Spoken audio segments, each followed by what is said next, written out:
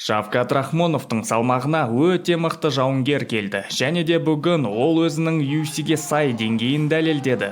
Мықты Кевин Холландты UFC 299 турнирында доминация арқылы жеңді. Октагондағы сұхбатын тыңдап көрейік.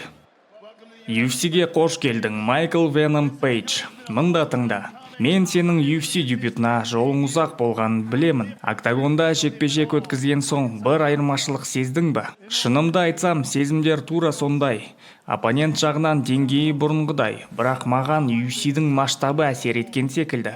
Бұл бренд. Ең басты айырмашылық UFC-ге жұмыс істейтін бүкіл адамдар өте кәсіби. Олар маған мында өзімнің ең жақсы деңгейімде шығуға қатты көмектесті. Бұлай жақсы өзімді ешқашан сезбегем.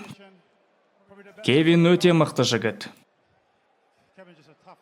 Иә, Кевин мықты, бірақ сенің шеберлігіңді алғанда өте биік деңгейдегі оппонентпен дебютта кездесу керек едің, және солай болды. Сен жеңіске жеттің, осы талантқа толы дивизионда өз орныңды қалай көресің, түсіндіріп көрші.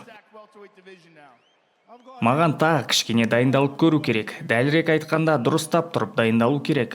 Бірақ дәл осы жерде мен болу керекпін. Менің орным туралы күмән болғандарға сендер өздерің барлығын көрдіңдер. Және де Майамиға осындай жылу қарсы алып алғанына рахмет. Сендер күшті қолдайсыздар. Жекпе-жекте бұл қатты сезілді. Көп рахмет.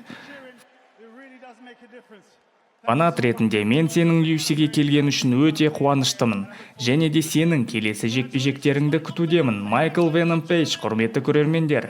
Майкл Веном Пейдж туралы не ойлайсыздар? Комментарияға жазып кетіңіз. Барлығыңызға видеоның соңына дейін қараған үшін үлкен рахмет. Кездескенше.